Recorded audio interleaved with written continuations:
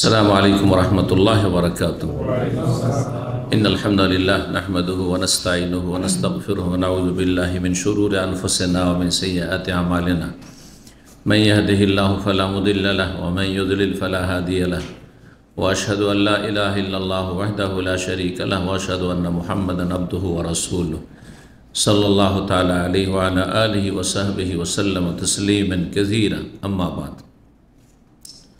فقد قال الإمام البخاري رحمه الله تعالى: باب قول الله تعالى: ولقد آتينا لقمان الحكمة إلى قوله عظيم ولا تسعر الإعراض بالوجه.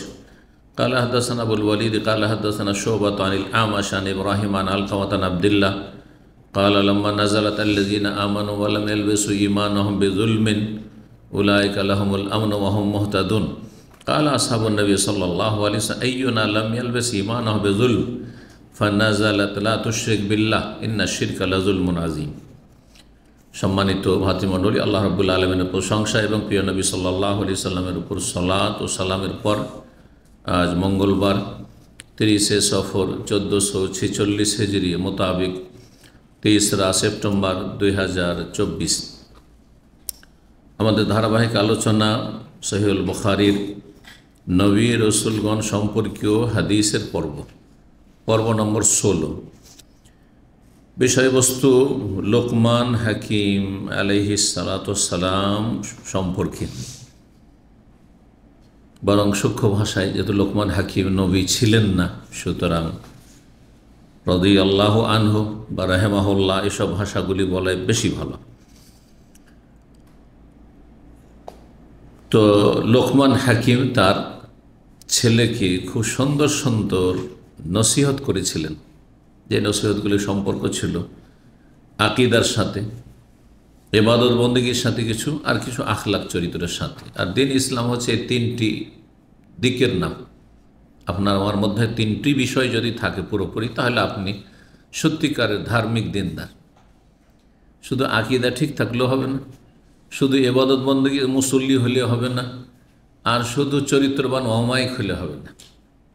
তিনটে যার মধ্যে আছে সে হচ্ছে খাঁটি মুমিন মুসলিম। তিনটে যার মধ্যে যত বেশি, আকীদাও বিশুদ্ধ, বেদাতি নয়, সুন্নতের অনুসারী, ফরজ ওয়াজিব ইবাদতে কোনো ঘাটতি নেই, হারাম নাজায়েজে লিপ্ত নয়, ইবাদত বন্দেগী ঠিক আছে, 5 ওয়াক্ত সালাত ঠিক আছে, সিয়াম ঠিক আছে, যাকাত ঠিক আছে। এগুলো হচ্ছে গুরুত্বপূর্ণ ইবাদত মুসলিম জীবনে। আর তার সাথে আখলাক চরিত্র, মানুষের লেনদেন, আদান প্রদান, কারো হক মারে না, কাউকে কষ্ট দেয় না, যার যে হক আদায় করে, একটা পয়সা কারো আখেরাতে যে কেউ চেয়ে বসবে, দাবি করবে, এরকমের কোনো ভয় নেই। সে হচ্ছে সত্যিকারের খাঁটি মুমিন। আল্লাহ এরকম আমাদেরকে মুমিন মুসলিম হওয়ার তৌফিক দান করে। তো লোকমান হাকিমের উপদেশগুলি অত্যন্ত গুরুত্বপূর্ণ। যদি আমরা বাস্তব জীবনে ফলো করি আমরা নিজেরা, এবং ছেলে মেয়েদেরকে ওইভাবে তরবিয়ত করি, তো সত্যি একজন খাঁটি মুমিন ও মুসলিম আমরা হতে পারবো। আল্লাহ রাব্বুল আলামিন যেন তৌফিক দান করেন। বলছেন ইমাম বুখারী রাহিমাহুল্লাহ তার এই নবী রাসূলগণ সম্পর্কে হাদিসের অধ্যায় নম্বর 41-এ বলছেন: বাবু কওলিল্লাহি তাআলা, এই অধ্যায় হচ্ছে মহান আল্লাহর এই বাণীর তাফসীর সম্পর্কে। ওয়ালাকাদ আতাইনা লুকমানাল হিকমাহ, নিশ্চয় আমি লোকমানকে হেকমত দিয়েছিলাম, প্রজ্ঞা। হেকমত কাকে বলে? হেকমতের বিভিন্ন অর্থ রয়েছে শরীয়তে। যখন কোরআনের সাথে হেকমতের কথা আল্লাহ কোরআনে বলেছেন, আল কিতাব আল হিকমা, তখন হেকমা মানে হাদিস। ওয়াইউআল্লিমুহুল কিতাবা ওয়াল হিকমা, নবী মানব জাতিকে কিতাব এবং হেকমতের এলেম দেওয়ার জন্য এসেছিলেন, কিতাব এবং হেকমত শেখানোর জন্য এসেছিলেন। তো এই হেকমত মানে সুন্নাহ, কোরআনে কারীমের শিক্ষা দেওয়ার জন্য, এবং রাসূলুল্লাহ সাল্লাল্লাহু আলাইহি ওয়াসাল্লামের হাদিস যেটি দ্বিতীয় ওহী, এই দুটো শিক্ষা দেওয়ার জন্য, এই দুটোর মাধ্যমে মানুষের সার্বিক জীবনের সংশোধনের জন্য এসেছিলেন নবী সাল্লাল্লাহু আলাইহি ওয়াসাল্লাম। তাই হিকমা মানে এখানে সুন্নাহ, হাদিস।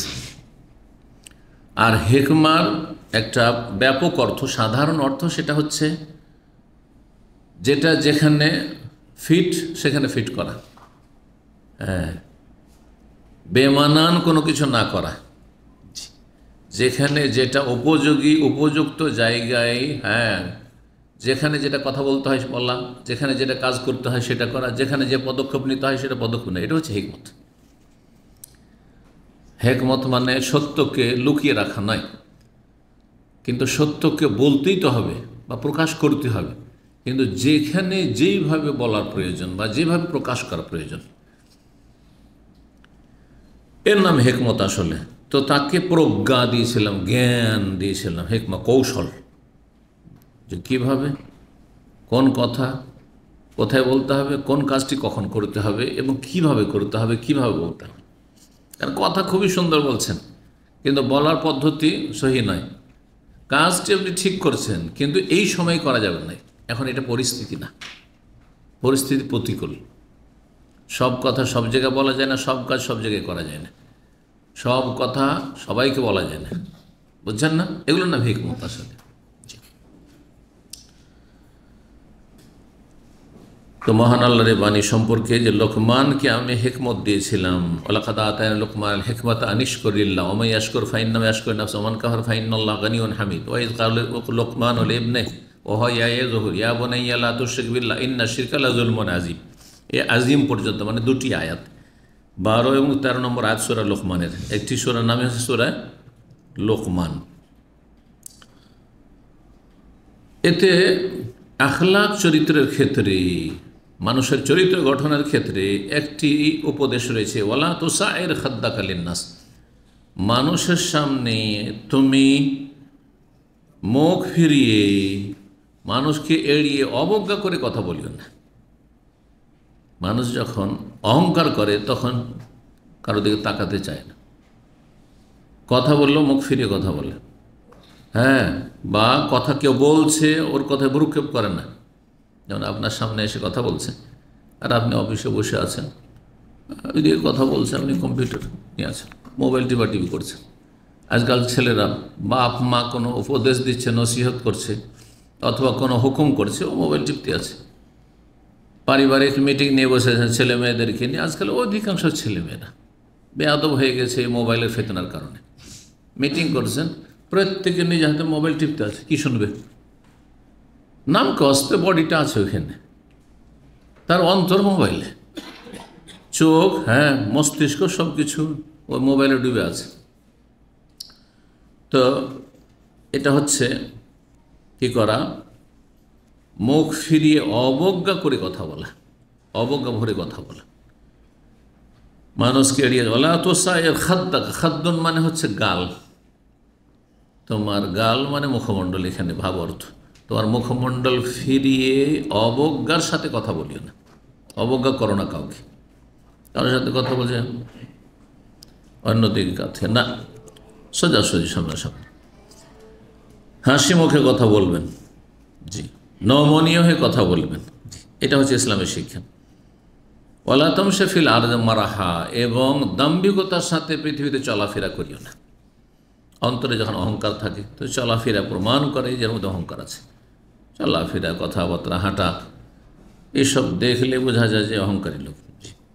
ওয়ালা তামশি ফিল আরদি মারহা ইন্নাল্লাহা লা ইউহিব্বু কুল্লা মুখতালিন ফখুর, আল্লাহ প্রত্যেক দাম্ভিক এবং অহংকারীকে আল্লাহ ভালোবাসেন না, বরং ধ্বংস করেন। অহংকারের কারণে যুগে যুগে মানুষ ধ্বংস হয়েছে। কেউ পয়সার অহংকারের জন্য ধ্বংস হয়েছে, যেমন কারুন। কেউ ক্ষমতার, হ্যাঁ, শাসন ক্ষমতা ছিল হাতে, আর তাতে সে দাম্ভিকতা করেছে, তখন ধ্বংস করেছেন আল্লাহ, যেমন ফেরাউন ইত্যাদি। তো এই ছিল আয়াত। তারপরে হাদিস। এখানে কি রয়েছে শেষ আয়াতটিতে, যেটি আয়াত নম্বর 13, যে ছেলেকে কি করেছেন, ওয়াইজ কাল লোকমান লিবনি ওয়া হুয়া ইয়াইযুহু, ছেলেকে ওয়াজ করছেন মানে উপদেশ দিচ্ছেন, ইয়া বুনাইয়া, হে প্রিয় বৎস, লা তুশরিক বিল্লাহ, আল্লাহর সাথে শরীক স্থাপন করিও না, শিরক করিও না। শিরক আল্লাহ ছাড়া অন্যকে ডাকা, আল্লাহ ছাড়া অন্যকে সেজদা করা, আল্লাহ ছাড়া অন্য কেউ আমাকে দিতে পারে, নিতে পারে, উদ্ধার করতে পারে, মনস্কামনা পূরণ করতে পারে, সারা পৃথিবী নিয়ন্ত্রণ করে আছে, সারা পৃথিবীর চারিদিকে 4টা গজ কুতুব ধরে আছে, এই সমস্ত যতগুলি সুফিদের, পীরদের আকিদা, এগুলি শিরকি কুফরি আকিদা। মাজারে গেলে কিছু পাওয়া যায়, তারা মরেও মরে না, হ্যাঁ, তারা অসাধারণ ক্ষমতা রাখে, হ্যাঁ, সেখানে গেলে মনের আশা পূরণ হয়, সেখানে গিয়ে কেউ কিছু জবাই করে সেই পীরের সান্নিধ্য লাভের জন্য বা তার কাছ থেকে কিছু আশা করে, হ্যাঁ, কেউ রোগের আরোগ্যের জন্য যায়, কেউ ছেলে সন্তান মেয়ে সন্তান চাইতে যায়, ইত্যাদি ইত্যাদি। যে যা করুক না কেন, জবাই করে, আল্লাহ ছাড়া অন্যের জন্য জবাই করে, অন্যের নৈকট্য অর্জন উদ্দেশ্য অথবা অন্যের নামে ইত্যাদি। সেটা দেবদেবীর নামে হোক, দুর্গার নামে হোক অথবা দরগার নামে হোক, সবগুলি শিরক। লা তুশরিক বিল্লাহ ইন্না শিরকা লাযুলমুন আযীম। শিরক হচ্ছে বড় অত্যাচার, বড় অন্যায়। শিরকের চাইতে বড় অন্যায় পৃথিবীতে কোনো অন্যায় নেই। মানুষকে খুন করা অনেক বড় অন্যায়, কিন্তু তার চেয়ে বড় হচ্ছে শিরক। 1 নম্বরে শিরক। 2 নম্বরে মানুষ খুন করা, বোঝা গেছে? 1 নম্বরে শিরক, কুফরি, নাস্তিকতা, বড় মুনাফিকি, আর তারপরে তখন খুন করা, জেনা করা, সমকামিতা, এত বড় নোংরা গুনাহ। তারপর তার চেয়ে বড় গুনাহ হচ্ছে শিরক করা। তাহলে একজন মাজারে সেজদাকারী, মাজারে চাদর চড়ানোওয়ালা, জেনাকারী, খুনির চেয়ে নিকৃষ্ট আল্লাহর কাছে, দিন ইসলামের দৃষ্টিভঙ্গি থেকে। এতে যদি আপনার সন্দেহ থাকে তো আপনার ইমানে সন্দেহ আছে, আপনার ইমানে প্রশ্ন চিহ্ন আছে। ইমান নবায়ন করুন। তো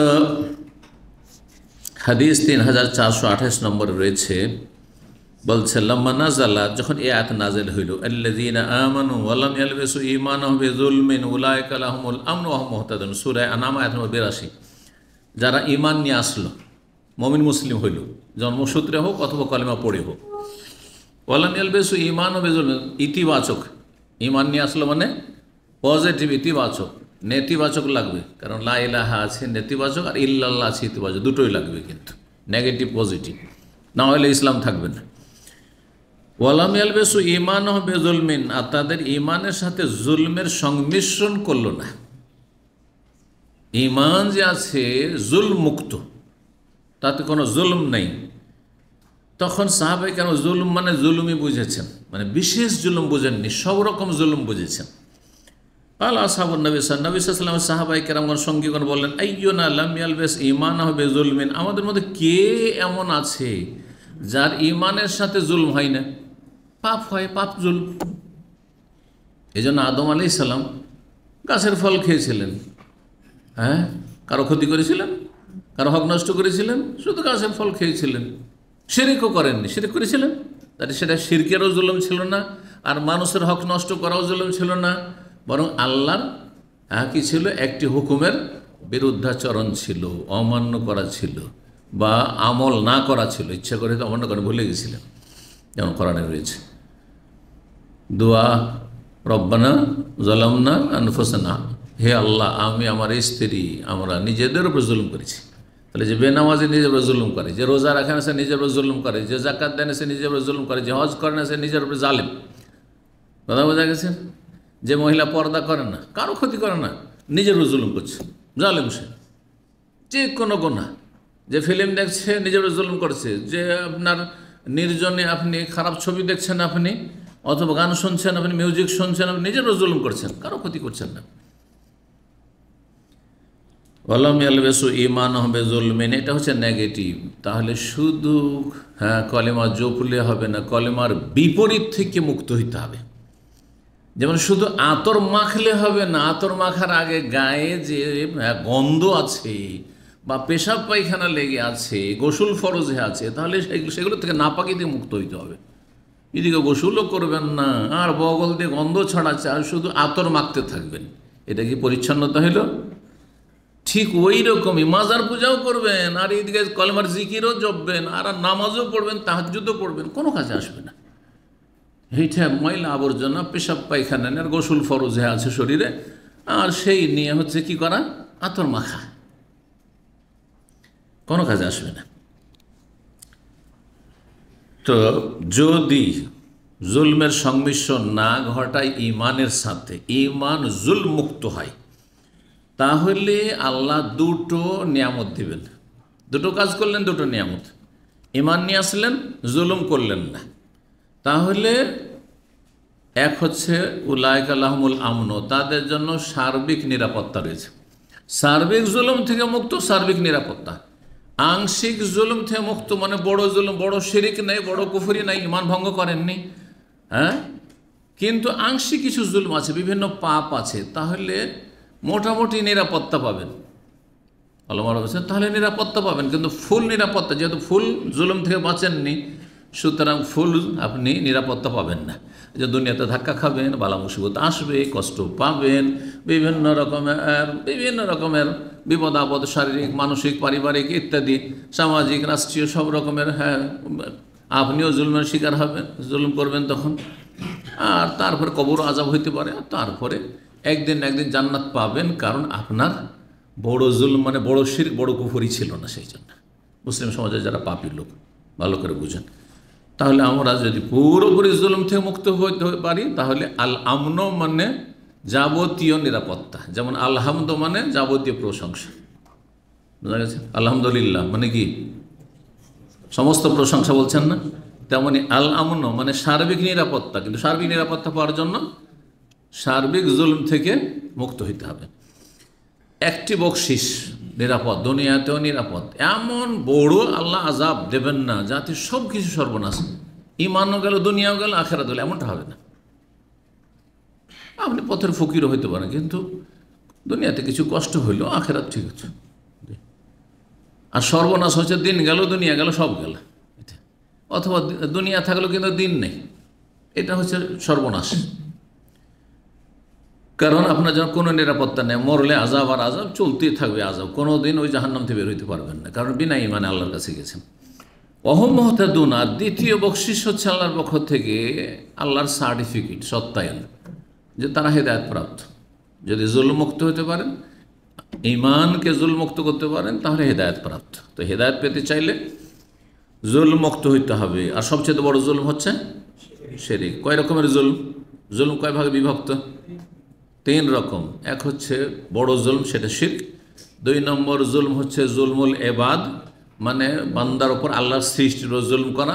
আর 3 নম্বর জুলমুন নাফস, নিজের ওপর অত্যাচার করা। ফরজ ওয়াজিব ছাড়লেন, ঘাটতি করলেন, হারাম নাজায়েজ কাজ ব্যক্তি জীবনে করলেন। আপনি হারাম ব্যবসা করছেন, ধরেন কেউ বিড়ি সিগারেটের ব্যবসা করছে, জর্দার ব্যবসা, জর্দা খাচ্ছে, কারো ক্ষতি করছে, সেরেকও নয়, আর কারো হকও নষ্ট, হক মারেনি, কিন্তু জর্দা তামাকের ব্যবসা, সেই জন্য সে নিজের উপর জুলুম করেছে, জি। 3 রকম জুলুম মনে রাখবেন। এই 3 রকম জুলুম থেকে পুরোপুরি মুক্ত, সার্বিক নিরাপত্তা, তাহলে সোজা জান্নাত, কবরও শাস্তি নেই, আর জাহান্নাম থেকে অনেক দূরে আল্লাহ রাখবেন, সোজা জান্নাত পাবেন আপনি। আল্লাহ যেন আমাদের জান্নাতি হিসেবে কবুল করেন। তো এই আয়াত যখন নাজেল হইল, সাহাবায়ে কেরামগণ তো পেরেশান হয়ে গেলেন। তা আমাদের তো পাপটাপ গুনাহ তো হচ্ছে, আর গুনাহ মানে জুলম, তাহলে আমাদের মধ্যে কি এমন আছে যে জালেম নাই আর জুলম করি না, অন্যায় করি না? তাহলে তো আমাদের হেদায়েতও নসিব নেই আর নিরাপত্তাও নেই। পেরেশান হয়ে গেলেন সব। ফানাজাল্লাহ, তখন আয়াত নাযিল, সূরা লোকমান আয়াত নম্বর 13, লা তুশরিক বিল্লাহ। আসল জুলম হচ্ছে বড় জুলম, শিরকের জুলম, কুফরি জুলম, নাস্তিকতার জুলম, জি, ইমান ভঙ্গ করার জুলম, সেহের, জাদুর জুলম, এগুলো যেহেতু ইমান ভঙ্গ হয়, জি। শুধু শিরক বললে হবে না, শিরকের সমতুল্য যতগুলি গুনাহ আছে, ইমান ভঙ্গের কারণ যতগুলি আছে। লা তুশরিক বিল্লাহ, আল্লাহর সাথে শরীক স্থাপন করে, ইন্না শিরকা লাযুলমুন আযীম, কারণ শিরক হচ্ছে মহাপাপ, সবচেয়ে বড় পাপ। 3429 নম্বর হাদিস বর্ণনা করেছেন আব্দুল্লাহ ইবনে মাসউদ রাদিয়াল্লাহু তাআলা আনহু। ওই একই হাদিস, কিন্তু কিছুটা শব্দের পার্থক্য। বলছেন লাম্মা নাজালা, যখন আয়াত নাযিল, আল্লাযীনা আমানু ওয়া লাম ইয়ালবিসু ঈমানাহুম বিযুলমিন, যারা ঈমান নিয়ে আসলো আর ঈমানের সাথে জুলমের সংমিশ্রণ ঘটালো না, শাক্কা যালিকা আল মুসলিমিন, মুসলিমদের জন্য, মানে সাহাবায়ে কেরাম, সেই যুগের মুসলিম মানে সাহাবায়ে কেরামদের জন্য সেটা কঠিন হয়ে পড়ল। এই তো কঠিন ব্যাপার, আমরা কি গুনাহতে বাঁচতে পারি? মানুষ মাত্র ভুল হতে পারে। ফাকালু ইয়া রাসূলুল্লাহ, বলে হে আল্লাহ রাসূল, আইয়ুনা লা ইয়াজলিমু নাফসা, আমাদের মধ্যে কে এমন আছে যে জুলুম করে না? কালা, তখন লাইসা যালিকা, এটা অর্থ নয় আসলে, লাইসা যালিকাল মানা, এটি আসলে এর অর্থ না। ইন্নামা হুয়া শিরক, এর অর্থ হচ্ছে শিরক। ওয়া লাম ইয়ালবিসু ঈমানাহুম বিযুলমিন মানে বিশিরকিন, ঈমানের সাথে শিরকের সংমিশ্রণ ঘটাইল না। তাহলে কেউ যদি লা ইলাহা ইল্লাল্লাহ বলছে আর শিরক করে, নামাজ পড়ছে শিরিক করে, রোজা রাখছে শিরিক করে, হজ করছে, ওমরা করছে, সমস্ত দিন ইসলামের বিধিবিধান পালন করছে, কিন্তু শিরিক করে, তাহলে নিরাপত্তা নেই, জাহান্নামের আযাব থেকে নিরাপদ নয়, দুনিয়ার বালা মুসিবত নিরাপদ নয়, আর তারপরে হেদায়েত প্রাপ্ত নয়, পথভ্রষ্ট, সে পথভ্রষ্ট। উলাইকা লাহুমুল আমন ওয়া হুম মুহতাদুন। হ্যাঁ, বলছেন যে এইটা অর্থ নয়, তোমরা শোনো নি কি মা কার লোকমান ইবনিহি, যে লোকমান তার ছেলেকে উপদেশ দিয়ে কি বলেছিলেন ওয়াজ করে, উপদেশ দিয়ে, ইয়া বুনাইয়া, হে বৎস লা তুশরিক বিল্লাহি ইন্না শিরকা লাযুলমুন আযীম। জি, হয়ে গেল। এখন আসছে সূরা ইয়াসিনের সেই জনপদের অধিবাসীদের একটি দৃষ্টান্ত সম্পর্কীয় আয়াত, আর তারপরে এখানে হাদিস নেই, আর তারপরে চলে আসছে জাকারিয়া নবী আলাইহিস সালাম এবং তার ছেলে যে ইয়াহিয়া, বাপ বেটা দুইজনই নবী, তাদের কথা চলে আসছে। বলছেন বাবন, এই অধ্যায় হচ্ছে ওয়াদরিব লাহুম মাসালান আসহাবাল কারিয়া, তুমি তাদের জন্য বর্ণনা করো। এখানে জারাবা মানে বর্ণনা করা। এর আগে কিন্তু আমি একাধিকবার বলেছি জারাবার একাধিক অর্থ হয়, কারণ মনে আছে? জারাবা মানে প্রসিদ্ধ অর্থ হচ্ছে মারা, ইদরিব। হ্যাঁ, জারাবা ইদরিব মানে মারা, মার দেওয়া। আর আরেকটি অর্থ হচ্ছে জারাবাল্লাহু মাসালান, আল্লাহ দৃষ্টান্ত বর্ণনা করছেন। হ্যাঁ, এখানে ওয়াজরিব লাহুম মাসালান, তাদের জন্য তুমি দৃষ্টান্ত বর্ণনা করো, উপমা বর্ণনা করো, উদাহরণ পেশ করো। তাহলে বর্ণনা করা তৃতীয় অর্থ কোরআনে এসছে। তিন অর্থই কোরআনে কেন জারাবা শব্দটি এসছে। হ্যাঁ, সফর কে বললাম, কে বলছে? মাশাআল্লাহ, তাজ, এক্সিলেন্ট। কিন্তু আল্লাহ বলছে ইয়া আইয়ুহাল্লাযীনা আমানু ইযা যারাবতুম ফি সাবিলিল্লাহি, ঈমানদারগণ তোমরা আল্লাহর রাস্তায় যখন ভ্রমণ করবে, সফর করবে, ফাতাবায়্যানু, তখন তোমাদের সামনে যেসব লোকেরা আসবে তাদের সম্পর্কে তদন্ত করিও।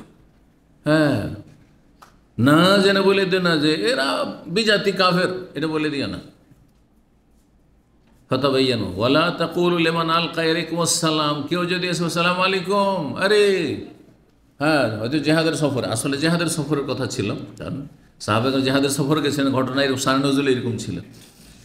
কিছু লোক এসে সালাম বলেছে, বা বলেছে আমরা সাবানা, মানে আমরা আমাদের বাপদাদার ধর্ম পরিবর্তন করেছি, কিন্তু তারা বলছে যে সাবানা বলছে, যদি মুসলিম হলে বলতো আসলাম না বলতো। হ্যাঁ, না না না না, এরা ইসলাম নিয়ে আসেনি, এরা আসলে জীবন বাঁচাবার জন্য বলেছে, তো হত্যা করে দিয়েছে কাফের মনে করে।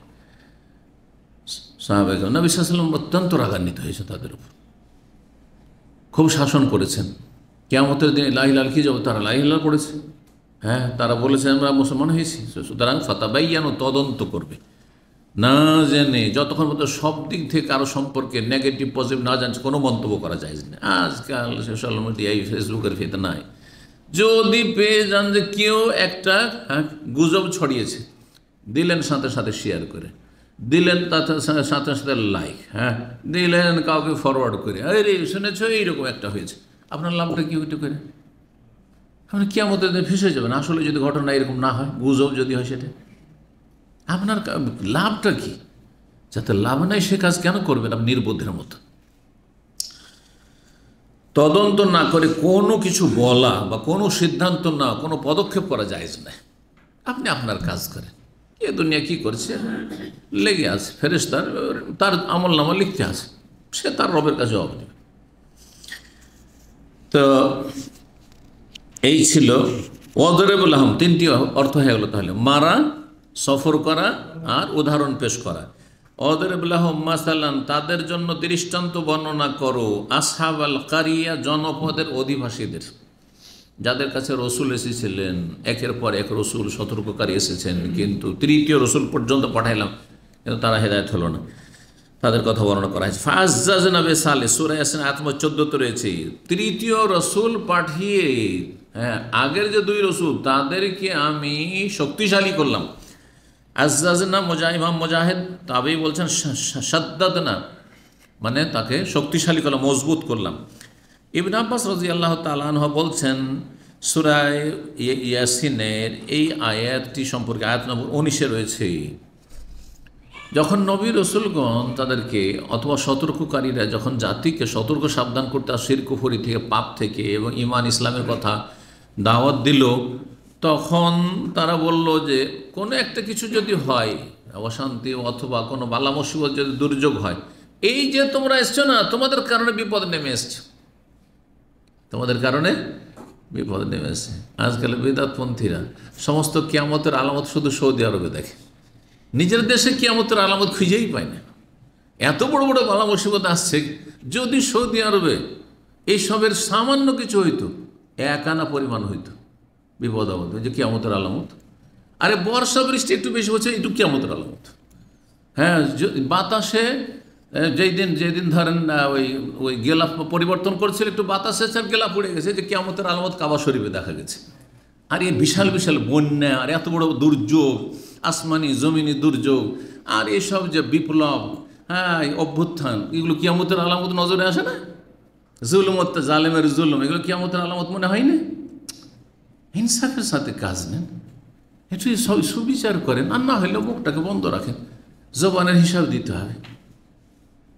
লাভ কী করছেন আপনি? আবার আমলনামা খারাপ করছেন, আর গোনার বোঝা ভারী করছেন। গোনার বোঝা হালকা করার চেষ্টা করুন, আল্লাহ তৌফিক দান করুন। তো এটা হচ্ছে আসলে যারা বাতিলপন্থী তাদের বদ অভ্যাস, সব দোষ অন্যের উপরে, হ্যাঁ, যারা আপনার প্রতিপক্ষ তাদের উপর চাপিয়ে দেওয়া। এই নবী রসুলরা যখন আসলো দাওয়াত দিতে, বলছে এই যে বালা মুসিবত, এরে তোমরাই হচ্ছ কি অলক্ষী, তোমরাই হচ্ছে অলক্ষী, তোমাদের কারণে এসব বালা মুসিবত এসছে। আর অলক্ষী কুলক্ষণকে কি বলে? তেয়ারা বা তায়ের বলে। তো তারা বলেছে ইন্না তাতাইয়ারনা বিকুম, তোমাদের কারণে এইসব অলক্ষী আর কুলক্ষণ আমাদের বালা মুসিবত নেমে এসছে। ওরা বলেছিল, কাফের জাতি বলেছিল। আল্লাহ জবাব বলছেন কালা তায়েরুকুম মাকুম, তোমাদের সাথে তোমাদের অলক্ষী কুলক্ষণের কারণ মজুদ রয়েছে।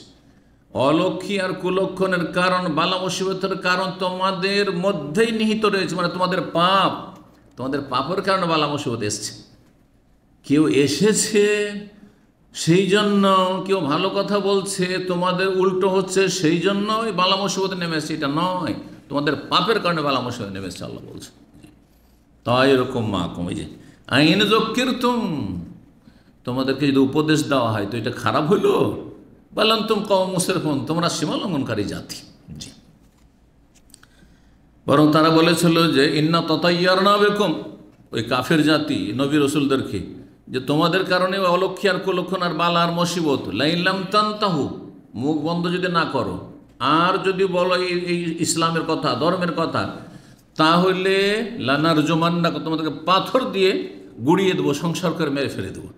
লানার জমান্না কম, পাথর দিয়ে তোমাদেরকে মেরে শেষ করবো। জি সুবহানাল্লাহ। মানুষ যখন সীমা লঙ্ঘন করে তো মানুষের বিবেক থাকে না, তখন পশুর মতো হয়ে যায়, পশুর চাইতে নিকৃষ্ট হয়ে যায়। এই ছিল তো এরকম, মানে মাসায়েব বকুম, এখানে হ্যাঁ অলৌকিক মানে মাসায়েব, তোমাদের বালা মুসিবত বিপদ আপদের কারণ তোমাদের মধ্যেই বিদ্যমান রয়েছে, মানে তোমাদের পাপ। 43 নম্বর অধ্যায় বলছেন বাবু কলিল্লাহ তাআলা, এই অধ্যায় হচ্ছে মহান আল্লাহর বাণী তাফসীর সম্পর্কে। কাফা ইয়া আইন সাদের পরে কি রয়েছে? যিকরু রহমাতে রব্বিকা আবদাহু জাকারিয়া, যিকরু রহমাতে রব্বিকা আবদাহু জাকারিয়া, একটি আয়াত। এই হচ্ছে তোমার প্রতিপালকের রহমতের আলোচনা তার বান্দা জাকারিয়া নবী আলাইহিস সালামের উপর। সূরা মারিয়ামের শুরুতেই আল্লাহর বান্দা জাকারিয়া আলাইহিস সালামের রবের রহমতের আলোচনা। রব যে রহমত করেছেন জাকারিয়া আলাইহিস সালামের উপর, সে সম্পর্কে আলোচনা রয়েছে। কি রহমত? বিশেষ রহমত। সাধারণত এত বার্ধক্যে পৌঁছে গিয়ে ছেলে মেয়ে হয় না, হ্যাঁ, স্ত্রী একবারে বৃদ্ধা হয়ে গেছে, আর স্বামী এত বুড়ো হয়েছেন যে হাড্ডিতে গোস্ত নাই, হাড্ডি থেকে চামড়াগুলো লেগে গেছে, শুকিয়ে গেছে শরীর।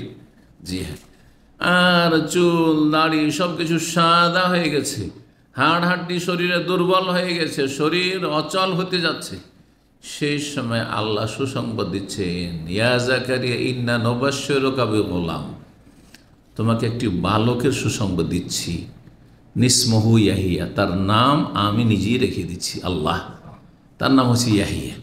লাম নাজআল্লাহু মিন ক্বাবলু সামিয়া, ইতিপূর্বে এই নামে কারো নামকরণ করিনি। প্রথম ইয়াহিয়া নামক ব্যক্তি মানব জাতির ইতিহাসে আদম সন্তানদের মধ্যে ইয়াহিয়া বিন জাকারিয়া আলাইহিস সালাম, এই সম্পর্কে আলোচনা। ইলা কওলিহি লাম নাজআল্লাহু মিন ক্বাবলু সামিয়া, সূরা মারইয়ামের আয়াত 2 থেকে 7 পর্যন্ত। আব্দুল্লাহ বিন আব্বাস রাদিয়াল্লাহু তাআলা আনহু বলছেন, এই আয়াতে যেই কঠিন শব্দগুলি রয়েছে সেই শব্দগুলি তাফসীর শুধু নিয়েছে। যেমন এতে রয়েছে রব্বে রাদিয়া, আয়াত নম্বর 6, রাদিয়া মানে মারদিয়া, রাদিয়ান মানে মারদিয়া মানে সন্তোষ ভাজন, সন্তোষ ভাজন বা সন্তুষ্টির পাত্র, যার উপর মানুষ খুশি হয়। আল্লাহ রাব্বুল আলামিনের সন্তোষ ভাজন ব্যক্তি হচ্ছেন জাকারিয়া আলাইহিস সালাম। তারপরে 8 নম্বর আয়াত রয়েছে ইতিয়া, ইতিয়া বলে ওয়াকাদ বালাগতু মিনাল কিবারি ইতিয়া, আমি বার্ধক্যের শেষ সীমানায় পৌঁছে গেছি। এর চেয়ে বুড়ো আর কি হয়, একবার বুড়ো হওয়ার শেষ সীমানায় পৌঁছে, শেষ প্রান্তে পৌঁছে গেছে। এত বুড়ো, 100 বছরের কাছাকাছি বয়স হয়ে যাচ্ছে, আর এই সময় যদি সুসংবাদ আসে তাহলে বিশ্বাসযোগ্য। এতদিনে একটাও ছেলে মেয়ে হয়নি, কোনো ছেলে মেয়ে নিঃসন্তান, জি, স্ত্রী বন্ধা। তো এতিয়া এরকম এসিয়া এই ওজনে আর কি বলছেন। আতায়াতু থেকে, আতায়াতু মানে সীমা লঙ্ঘন করা, এই জন্য জালেমকে আতি বলা হয়। তো আমার দেশে কিন্তু অনেকে বুঝে নাম রাখে না, আরবি হইলে হইল, মতিউর রহমান রাখে তো আতিউর রহমানও রেখে দেয়। কিন্তু আতি যদি এই আতি থেকে হয় আতায়াত, তার মানে তো সীমালঙ্ঘনকারী হয়ে যায়, জালেম হয়ে যাওয়ার অর্থ। না বুঝে নাম রাখে, শুধু শুনতে ভালো লেগে রেখে দিয়েছে। কোরআনে একটা শব্দ পেয়েছে, অর্থ কিছু বুঝেনি, কোরআনে আছে না, রেখে দিয়েছে। আল্লাহ হেদায়েত করে, বুঝে শুয়ে নাম রাখেন। আচ্ছা, তারপরে আজকালও করছে কি, আগে নাম রেখে পরে অর্থ জিজ্ঞেস করছে, আগে নাম রেখে দিয়ে পরে অর্থ জিজ্ঞেস করছে। আমি বলতে চাই না, আপনি নাম রাখবেন আর আমাকে ডিকশনারি কনসাল্ট করার জন্য সময় বের করতে হবে, এটা তো কোন নেকির কাজ? আমার ভালো করে বলছি, সত্যি কোন নেকির কাজ? নেকির কাজ হচ্ছে আপনি আমাকে নাম রাখার আগে পরামর্শ করেন যে আমি নাম রাখতে চাই, হ্যাঁ, আমার নাম চাপিয়ে দেবেন আপনার ওপর, আমি চাপিয়ে দিই না কার, যতই আমার মানে বিশেষ লোক আর ভক্ত হোক না কেন, হ্যাঁ, অনুসারী হোক না কেন, ফলোয়ার হোক, আমি বলি যে আপনি 3টা নয় 5টার নাম নিয়ে আসেন আপনাদের পছন্দ মোতাবেক, আপনাদের পরিবারের স্বামী স্ত্রী বাপ মা আছে পছন্দের মধ্যে, আর তার মধ্যে যেগুলো একবার অচল নাকচ করে দেব, যেটি চলবে তার মধ্যে বলবো 1 নম্বর 2 নম্বর 3 নম্বর, এগুলো রাখতে পারে, সবচেয়ে ভালো এটা। তাহলে আমি অর্থ বুঝে আপনাকে বলছি এই নাম চলবে, এই জন্য বলছি। কিন্তু নাম রেখে দেওয়ার পরে এমন এমন নাম রেখে দিচ্ছে, উদ্ভট নাম, এবার কোনো ডিকশনারি তো অর্থ খুঁজে পাওয়া যাবে না, বুঝলেন না? তারপর এর মানে কি? আমার দায়িত্ব আপনার মানে বের করে দিতে হবে, হ্যাঁ, আল্লাহ হেদায়েত দান করে। তা কালা রব্বি, তখন জাকারিয়া আলাইহিস সালাম বলছেন, রব্বি আন্না ইয়াকুনু লি গুলাম, আর আমার ছেলে সন্তান হবে কি করে? গোলাম মানে বালক, আমার সন্তান হবে কি করে? ওয়াকানাত ইমরাতি আকিরা, আমার স্ত্রী হচ্ছে বন্ধা, মাঝা, মাঝা বলেন না, জি হ্যাঁ। ওয়াকাদ বালাগতু মিনাল কিবারি ইতিয়া, আর বার্ধক্যের আমি শেষ সীমানায় পৌঁছে গেছি, সীমাহীন বার্ধক্যে পৌঁছে গেছি। তারপরে আল্লাহ রাব্বুল আলামিন যখন বলছেন আমি দেব, ওয়াকাদ খালাকতুকা মিন ক্বাবলু, তোমাকে আমি সৃষ্টি করেছি, তোমার কি ছিল? তোমার কোনো অস্তিত্ব ছিল? অস্তিত্বহীন ছিল এক সময়, তোমাকে আমি সৃষ্টি করেছি, তাও নাও তোমার ছেলেকে সৃষ্টি করতে পারি, এই বয়সেও দিতে পারি। আল্লাহকে বলছেন, আল্লাহ তাহলে একটা লক্ষণ যে আমার স্ত্রী গর্ভধারণ করেছে। আজকালকার মতো তার যান্ত্রিক সভ্যতা মেডিকেল নেই যে পজিটিভ না নেগেটিভ একটু চেক আপ করে নিতে না। রব্বে জাআললি আয়া, একটা নিদর্শন দেওয়া আল্লাহ যে আমার স্ত্রী গর্ভধারণ করে ফেলেছে। তখন আল্লাহ কি বলছেন, আয়া তোকা আল্লাহ তুকাল্লিমান নাসা সালাসা লায়ালিন সাওয়িয়া, একটি লক্ষণ হচ্ছে নিদর্শন যে তুমি অবিরাম 3 দিন 3 রাত কারো সাথে কথা বলতে সক্ষম হবেন না, অথচ শারীরিক কোনো সমস্যা নেই, শারীরিক কোনো সমস্যা নেই, কিন্তু কি হয়েছে, বোবা হয়ে গেছেন, মানে বাকশক্তি আল্লাহ নিয়ে নিয়েছেন। যেই দিন দেখছি যে সকালে উঠেছি আর মুখ সরছে না, কথা বলতে পারছি না, তার মানে তোমার স্ত্রী গর্ভধারণ করে দিয়েছে। সাউইয়ান মানে সুস্থ, অথচ সুস্থ।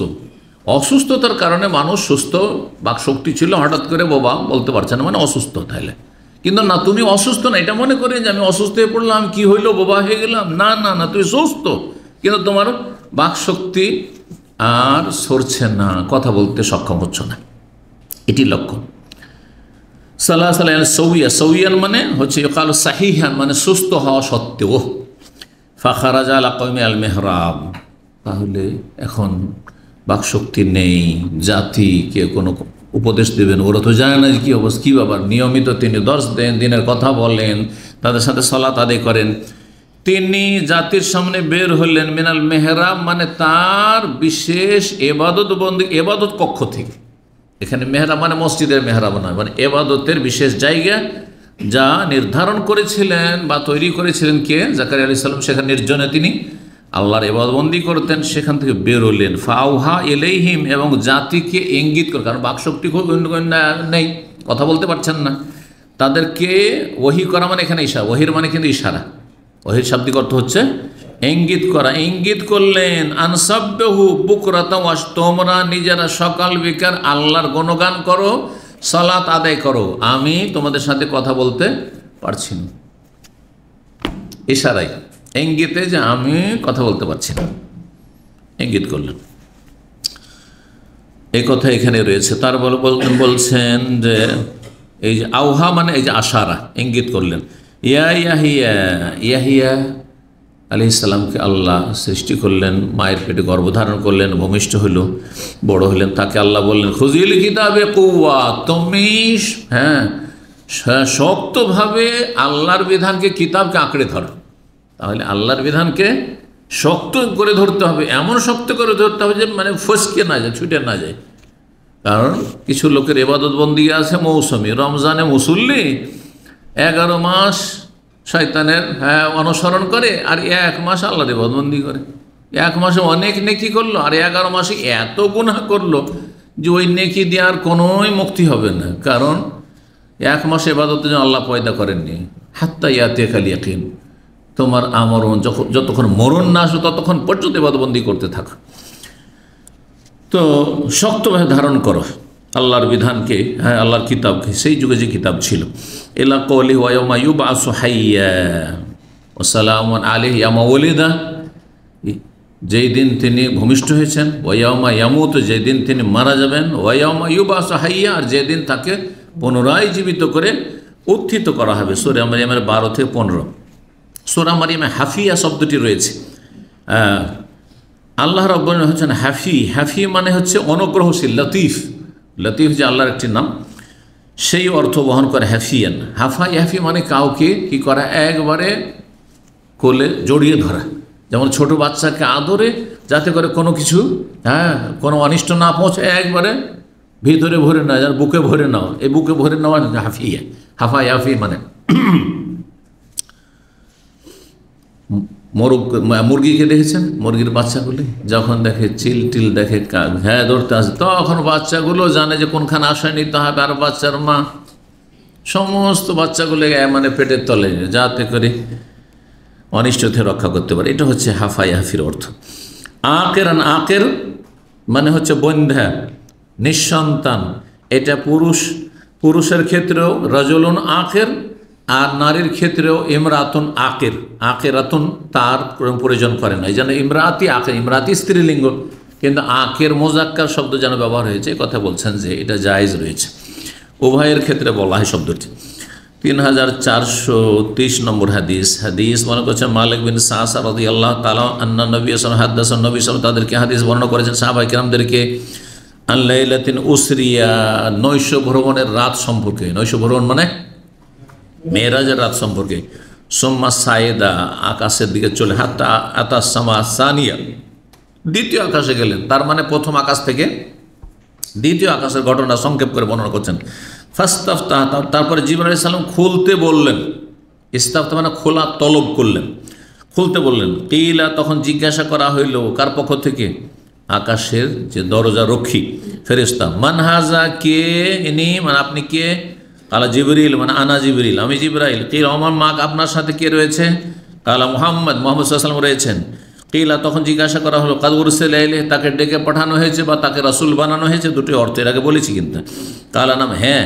ফালাম্মা খালাস, তো যখন আমি পৌঁছিলাম আকাশের ওপরে, তখন দেখি ফায়দা ইয়াহিয়া বা ঈসা, দেখি ঈসা এবং ইয়াহিয়া নবী আলাইহিস সালাম, দুই নবী একই আসমানে। হ্যাঁ, দ্বিতীয় আকাশে দুই নবীকে দেখলেন। ওয়াহুমা ইবনা খালাতেন, দুইজনে খালাতো ভাই, অবশ্যই খালাতো ভাই। কাল হাজা ইয়াহিয়া ওয়া ঈসা, এই নিয়ে হচ্ছেন ইয়াহিয়া এবং ঈসা। ফাসাল্লিম আলাইহিমা, তাদেরকে সালাম কর। ফাসাল্লাম, তো সালাম করল। ফারাদ্দা, দুইজনেই উভয় সালামের উত্তর দিলেন। সুম্মা কাল, বলে মারহাবান বিল আখি সালেহ ওয়ান নবী সালেহ, স্বাগতম জানাচ্ছি নেক সৎ ভাইকে এবং নেক সৎ কর্মশীল নবীকে। 44 নম্বর অধ্যায়, বাবু কওলিল্লাহ তাআলা, মহান আল্লাহর বাণী তাফসীর সম্পর্কে। ওয়াজকুর ফিল কিতাব মারিয়াম, স্মরণ করো কোরআনে কারিমে আল্লাহর কিতাব মারিয়াম আলাইহিস সালামের কাহিনী। এদিন তাবাজাত মিন আহলিয়া, যখন তিনি নিরালায় চলে গেছিলেন নিজ পরিবার থেকে বেরিয়ে, বাড়ি থেকে বেরিয়ে নিরালায় নির্জনে চলে গেলেন। মাকানান শারকিয়া, পূর্ব দিকে, বাড়ির পূর্ব দিকে বা গ্রামের পূর্ব দিকে একটি নির্জন নিরালায় একাই চলে গেলেন, যেখানে একাই তিনি। কারণ সমাজের লোক সব তুচ্ছতাচ্ছিল্য করছে, ভর্ৎসনা দিচ্ছে, এটা কি করলে, আর অমুকের মেয়ে এত পর্দানসীন ছিল, এত ভালো ছিল, আবার এই গর্ভ কি করে ধারণ করলো, কত রকমের যে সমালোচনা, কত যে কষ্ট পেতে হয়েছে। সুবহানাল্লাহ। ঈসা আলাইহিস সালামের মা মারিয়াম আলাইহিস সালাম কি, এই জন্য তিনি বাড়ি থেকে বেরিয়ে কোথায় চলে গেছেন? নিরালায় নির্জনে তিনি চলে গেছিলেন, পূর্ব দিকে জনপদের। সূরা মারইয়াম আয়াত নম্বর 16, ইয কালাতিল মালায়েকাতু, তখন মালায়েকা বলেছিলেন, ইয়া মারইয়াম ইন্নাল্লাহা ইউবাশশিরুকা বিকালিমাহ, যখন প্রথম তাকে সুসংবাদ দেওয়া হয়। জিবরাইল আলাইহিস সালাম আসেন মানুষের রূপ ধারণ করে, আর তারপরে সুসংবাদ দেয়। ফেরেশতারা বলেছিলেন, তো জিবরাইল আলাইহিস সালাম ছিলেন প্রধান এবং তার সাথে আরও ফেরেশতারা ছিলেন, এই জন্য এখানে বহু বচন বলা হয়েছে। কিন্তু অন্য আয়াতে যে সূরা মারইয়াম রয়েছে সেখানে জিবরাইল স্বয়ং ছিলেন, আর এসে বলেছেন, যেমন সামনের দিকে আসবে। তো হে মারিয়াম, ইন্নাল্লাহ ইউবাশশিরুকি, আল্লাহ তোমাকে সুসংবাদ দিচ্ছেন একটি বাক্যের, একটি কালেমার, মানে একটি কালেমার দ্বারা, কথার দ্বারা আল্লাহ তোমাকে তোমার গর্ভে এক সন্তান দিতে চান, একটি কথার দ্বারা, সেটা হচ্ছে কুন, হয়ে যাও।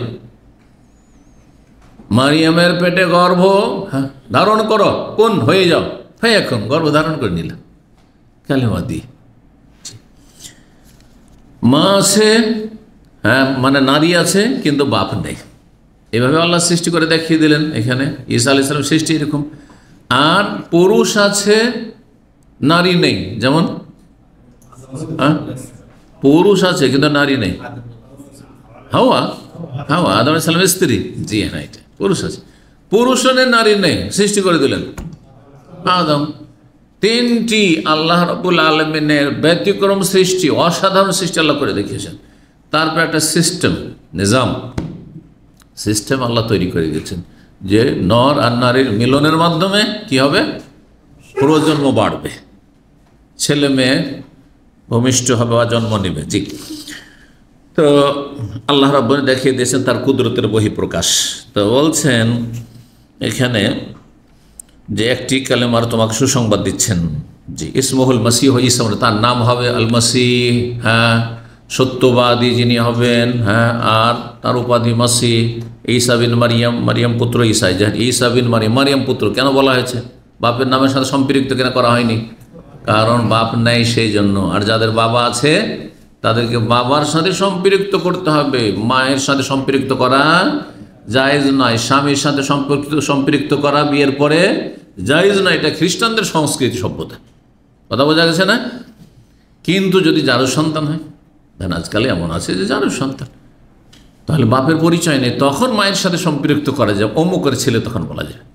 তখন মায়ের সাথে সম্পৃক্ত করে বলা যায়।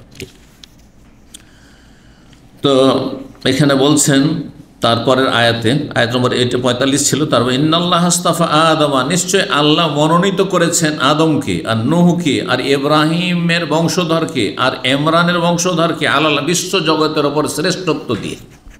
এদেরকে আল্লাহ সারা বিশ্বের সমস্ত মানুষের ওপর ফজিলত দিয়েছেন। কাকে?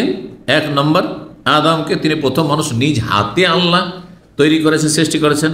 নূহ আলাইহিস সালামকে আল্লাহর বিভিন্ন বৈশিষ্ট্য দিয়ে আল্লাহ রাব্বুল শ্রেষ্ঠত্ব দান করেছেন। আর তারপরে ইব্রাহিমের বংশধরকে, তারপরে যত নবী রাসূল এসেছেন সব ইব্রাহিমের বংশে এসেছেন। আলে ইমরান, ইমরানের বংশধর, ইমরানের বংশে মারিয়াম, ঈসা, জি, বিশ্বজগতের ওপর। ইলা কওলিহি ইয়ারযুকু মান ইয়াশাউ বিগাইরি, যাকে চান আল্লাহ বিনা হিসাবে রিজিক দিয়ে থাকেন। সূরা আল মাইদা 33 থেকে 37 ছিল। ইবনে আব্বাস রাদিয়াল্লাহু বলছেন আলে ইমরান হচ্ছেন আল মুমিনুনা মিন আলে ইব্রাহিম, যারা ঈমানদার মানুষ ইব্রাহিমের বংশের, ইমরানের বংশের, আর ইয়াসিনের বংশের, আর মুহাম্মদ সাল্লাল্লাহু আলাইহি বংশের। এরা সবাই মানব জাতির সবচেয়ে শ্রেষ্ঠ, মানব জাতির সবচেয়ে শ্রেষ্ঠ এরা। ইয়াকুলু, কারণ তারা সত্যিকারের আল্লাহর দিনের অনুসারী।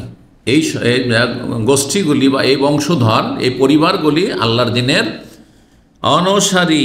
বলছেন সূরা আল ইমরান আয়াত নম্বর 68 এই জন্য রয়েছে ইন্না আউলান নাসি বিইব্রাহিম, নিশ্চয় মানব জাতির মধ্যে সবচাইতে নিকটবর্তী ইব্রাহিম আলাইহিস সালামের লাল্লাযিনা তাবাহু, যারা তার অনুসারী। ইব্রাহিম আলাইহিস সালামের আদর্শের যারা অনুসারী। ইব্রাহিম আলাইহিস সালামের আদর্শ হচ্ছে তাওহীদ। ইব্রাহিমের আদর্শ হচ্ছে শিরকে নির্মূল করা, শিরকের অস্তিত্ব না রাখা জমিনে। এই জন্য ইব্রাহিম আলাইহিস সালাম নিজে মূর্তি ভেঙে গুড়িয়ে দিয়েছেন, বাপের তৈরি করা মূর্তি। ওয়াহাজান নবীও, তারপরে অংশে রয়েছে আর এই নবীও, ইব্রাহিম আলাইহিস সালাম যারা অনুসারী, আর এই নবী ইব্রাহিম আলাইহিস সালাম অনুসরণ করেছে আগের জামানায়, আর এই নবী মুহাম্মদ সাল্লাল্লাহু আলাইহি ওয়াসাল্লাম যখন এসেছেন তখন এই নবীর যারা অনুসরণ, তারা হচ্ছে সবচেয়ে বেশি ইব্রাহিম আলাইহিস সালামের নিকটবর্তী আকীদায় এবং দ্বীনের ক্ষেত্রে, ধর্মের ক্ষেত্রে। আর তা ওয়াহমুল মুমিন, তারা হচ্ছে মুমিন মানুষ। ওয়ুকালু, বলা হয়েছে আলে ইয়াকুব, আহলে ইয়াকুব বলা হয়, আলমানো বংশ আর আহালমানো বংশ। আলে একটু সম্মান রয়েছে, আহাল চাইতে, আহাল যে কোনো পরিবার, সাধারণ পরিবারকে বলা যায়, আর আল শব্দটি সম্ভ্রান্ত পরিবারের ক্ষেত্রে প্রয়োগ হয়ে থাকে। এই জন্য আলে বাইত, নবী বংশধরকে কি বলছি? আলে বাইত, আলে বাইত, জি। আর এমনি সাধারণ যদি যে কোনো একবার নিম্ন মানে ধরেন একেবারে অশিক্ষিত, তারপর আহলে বাইত, আহল মানে পরিবার, জি। ফাইজা সাক্কারু, যখন সেটাকে আরবি ভাষার গ্রামারে তাসগীর করবেন আল শব্দটিকে, তখন রাদ্দুহু, তখন আর যারা ভাষাবিদ তারা সেটাকে ফিরিয়ে দিয়েছে আসলের দিকে, মানে আলের তাসগীর হচ্ছে ওহাইল, ক্ষুদ্র ক্ষুদ্র পরিবার, তখন ওহাইল, জি, আল থেকে ওহাইল। 3431 নম্বর হাদিস বর্ণনা করছেন আবু হুরায়রা রাদিয়াল্লাহু তাআলা আনহু, বলছেন রাসূলুল্লাহ সাল্লাল্লাহু আলাইহি ওয়াসাল্লাম, আমি শুনেছি, ইয়াকুল, বলছেন মা মিন বনি আদম মাউলুদুন, আদম সন্তানের যে কোনো শিশুই ভূমিষ্ঠ হোক না কেন, ইল্লা ইয়ামাসসাহু শাইতানু, তাকে শয়তান অবশ্যই স্পর্শ করে, শয়তান গোতা মারে, শয়তান আঘাত করে, খোঁচা মারে। হিনা ইউলাদু, কখন? যখন মায়ের পেট থেকে ভূমিষ্ঠ হয়। প্রত্যেক শিশুকে, ছেলে হোক আর মেয়ে হোক, একমাত্র 2 জন ছাড়া মানবজাতির ইতিহাসে, ফায়াস্তাহিল্লু সারেখান মিন মাসসিশ শয়তান, শয়তানের স্পর্শ করার কারণে, মানে শয়তানের আঘাতের কারণে সেই বাচ্চা কান্না করে, চিৎকার করে ওঠে, কোহা কোহা করতে থাকে। বাচ্চা মায়ের পেটে ভূমিষ্ঠ হলে কান্না, সুবহানাল্লাহ। বিশেষজ্ঞরা বলেছেন, আপনি চিন্তা করে দেখবেন যে মানুষ যখন পৃথিবীতে আসে, তার সূচনা আর পৃথিবীতে বিদায় হয়, 2 সময় কান্না থাকে। কিন্তু মানুষ যখন পৃথিবীতে আসে তখন নিজে কান্না করে, আর অন্যরা, পরিবারের লোকেরা সব খুশি হয়, হাসে, যে ছেলে হয়েছে, তো মেয়ে হয়েছে আমাদের ঘরে, তাই না? কি খুশি, এটা কি আনন্দ, বাড়িতে আনন্দের জোয়ার।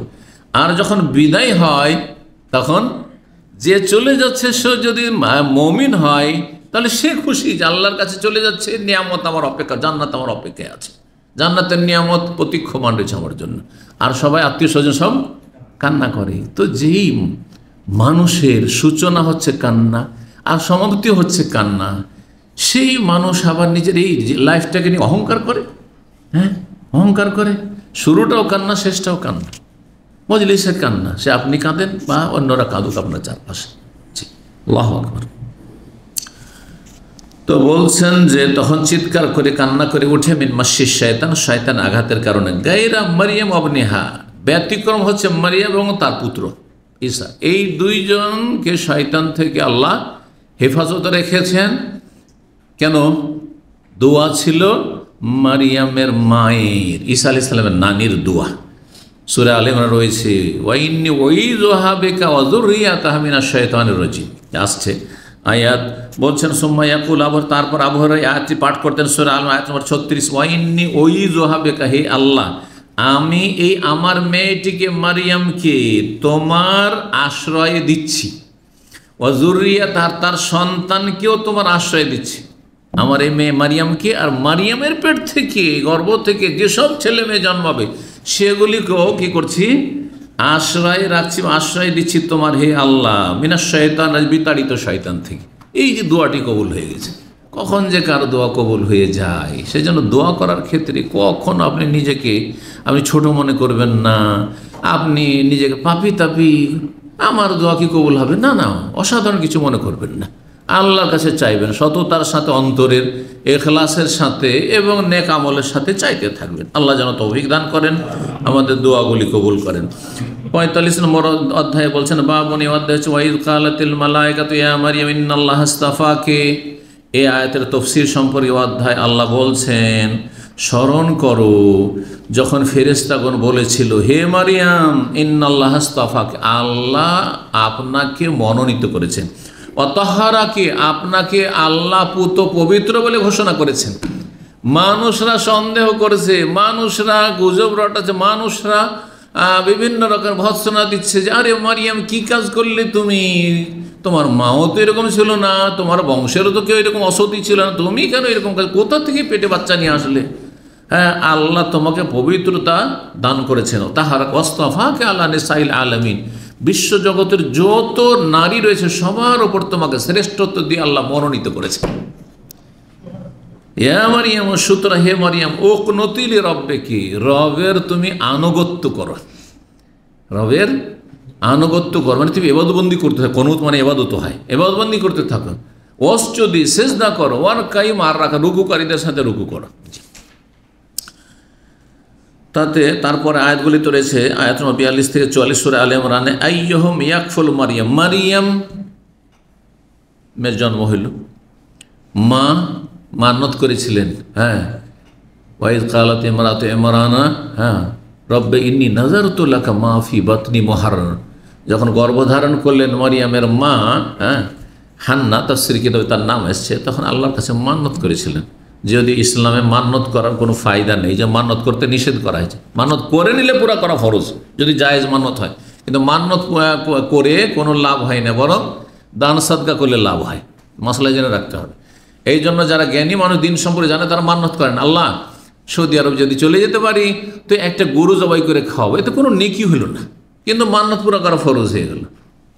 বরং আল্লাহ আমাকে আমার মনের আশাটা পূরণ করে দাও, আমি সৌদি আরবে যেতে চাইছি, ভালো একটা চাকরি মেলে দাও আল্লাহ, আমি খাওয়াই দিলাম, এখনই সাদকা করে দিলাম, এই গরিবকে দিয়ে দিলাম, এই গরু জবাই করে খাওয়াই দিলাম, তো এই গরিবের বাড়ি আমি 10,000 টাকা 5,000 টাকা দিয়ে দিলাম। আগে সাদাকা করে, সাদাকাতে লাভ আছে, বালা মুসিবত দূর হয়, মনের আশা পূরণ হয়। পক্ষান্তরে মান্নত করলে হাদিসে কি রয়েছে, ইউস্তাখরাজু বিহি মিনাল বাখিল, কৃপণের ধন সম্পদ বের করা যায়, কারণ এখন সে নিরুপায়, ওকে দিতেই হবে। মান্নত করে নিয়েছে, সৌদি আরব পৌঁছে দিয়েছে, আল্লাহ দিয়ে গরু দিয়ে 1 লাখ টাকার, না দিলে কোনো উপায় নেই, ফরজ করে নিয়েছিস তুই নিজের ওপর, কথা বোঝা গেছে না?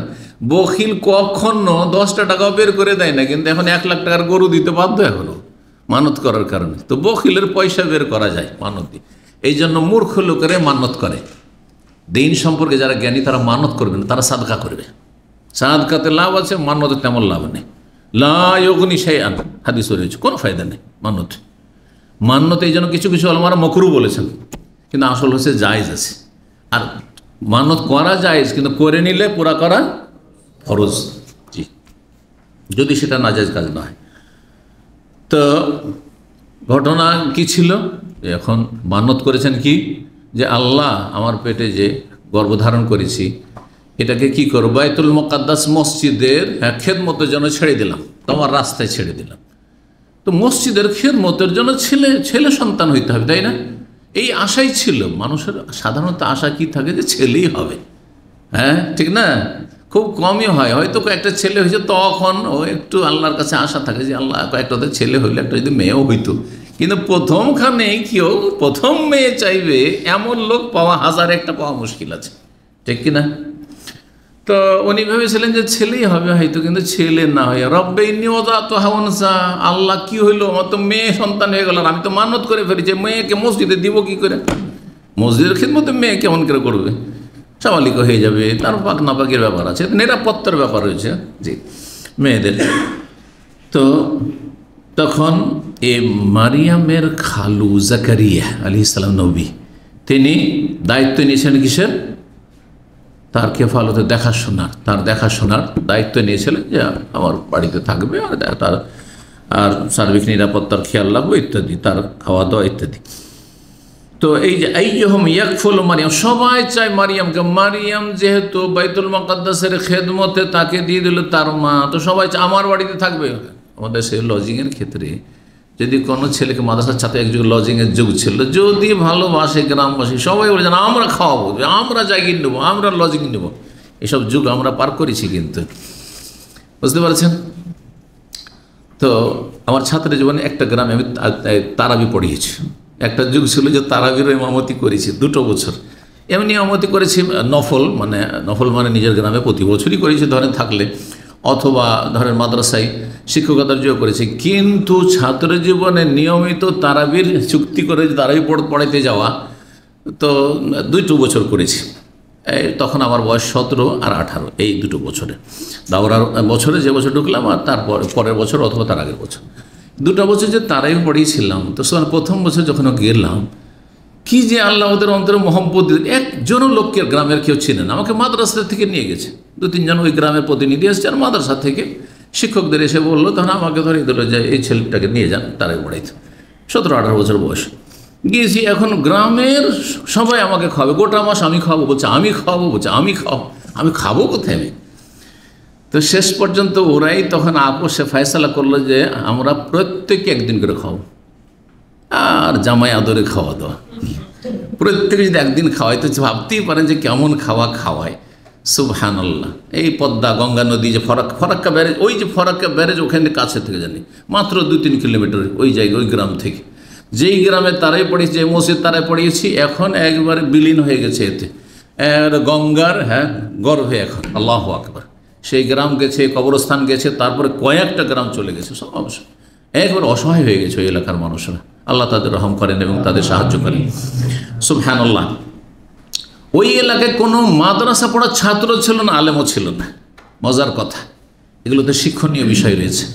কোনো আলেম ছিল না, কোনো মাদ্রাসার একটা তালেব ইলমও ছিল না, কোনো আলেম পর্যন্ত ছিল না ওই সব এলাকায়, ওই সব জাতিতে। তখন আমি 17-18 বছর বয়স, আমি চিন্তা করলাম এই এলাকা থেকে একটা ছেলেকে যদি মাদ্রাসা আমি সাথে করে নিয়ে যেতে পারি তো একটা ভালো কাজ হবে আমার। সুবহানাল্লাহ। তা আমি নিলাম ওই গ্রাম থেকে একটা ছেলে, নাম হচ্ছে তার নুরুল ইসলাম। গ্রামে ইসলাম করে ডাকে, আমাদের তো নুরুল ইসলাম হইলে নাম ডাকে কি ইসলাম, নাম ইসলাম। ছেলেটাকে রাজি করলাম, ওর বাবা মাকেও রাজি করলাম, চল নিয়ে গেলাম মাদ্রাসায় ভর্তি করে দিলাম। মাদ্রাসায় ভর্তি করে আলহামদুলিল্লাহ পড়ে তারপরে আলেম হয়েছে, মোটামুটি মধ্যম রকমের এলেমের আলেম হয়েছিল। কিছুদিন শিক্ষকতা করেছে, তারপরে আর্থিক অভাবের কারণে সৌদি আরবে সে এখন তাবুকে আছে প্রায় 10-12 বছর থেকে। আর আল্লাহ অনেক সচ্ছল করে দিয়েছে। তো এটা আমার সাদকা জারিয়া।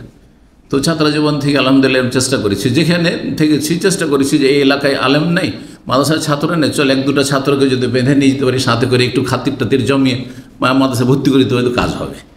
তো আলহামদুলিল্লাহ। তো এই হচ্ছে সেখানকার কাহিনী। কি বলছিলাম, ওই গ্রামের কথা। তারপরে ওই যে খাওয়া দাওয়া চলে গোটা রমজান। ঈদের দিন ওইদিকে আম্মা অপেক্ষায়, বাপ অপেক্ষায় রয়েছে, ঈদের দিনে চলে যাব, 10-15 কিলোমিটার দূরে বাড়ি, চলে যাব আমি যে ঈদ করবো বাড়িতে। যেতে দিবে কেন? ঈদের পরে 3 দিন জামাই আদরে খাওয়া দাওয়া, আর তারপরে তখন ছুটি পেলাম। ঈদের 3 দিন পরে বাড়ি আসছি, টেলিফোন নেই, যোগাযোগ নেই, বাপ মা সব পেরেশান আছে। আর বাপের বড় ছেলে আমি, হ্যাঁ পরেশান আছে যে ছেলে কী হইল, আসে না কেন। আল্লাহু আকবার। এই ছিল জীবনের একটা ইতিহাস। তো যাই হোক, দর্শক দিয়ে ফিরে আসি, সময় এগিয়ে চলে গেছে। কি বলছিলাম? হ্যাঁ হ্যাঁ, ওই যে এক ফলো মারিয়াম, মারিয়ামের লজিং কে নিবে, সবাই নিতে চায়।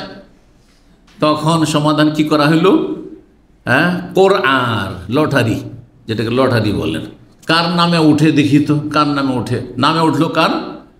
খান জাকারিয়া আলাইহিস সালামের নামে উঠলো। তো জাকারিয়া ওয়াকাফালাহা জাকারিয়া, তখন জাকারিয়া আলাইহিস সালাম নবী তার দায়িত্ব নিলেন। জি, তার দায়িত্ব নিলেন, ওই কথা এখানে রয়েছে। তো ওই আয়াতটি এখানে রয়েছে। মহান আল্লাহর মানে আইয়ুহুম ইয়াকফুল মারিয়াম, মারিয়ামের দেখাশোনা কে করবে, মানে লালন পালন কে করবে? মারিয়াম যে নাবালিকা আর মসজিদের খেদমতে থাকবে, মসজিদে ঝাড়ু দিয়ে পরিষ্কার পরিচ্ছন্ন করবে, তো কে দেখাশোনা করবে? কার বাড়িতে থাকবে?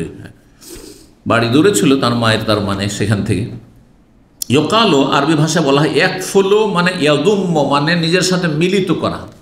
যেই ছেলে মেয়েকে লালন পালন করে নিজের সাথে মিলিত করে মানুষ, এই জন্য কাফালা একফুলোর অর্থ হয় মিলিত করা।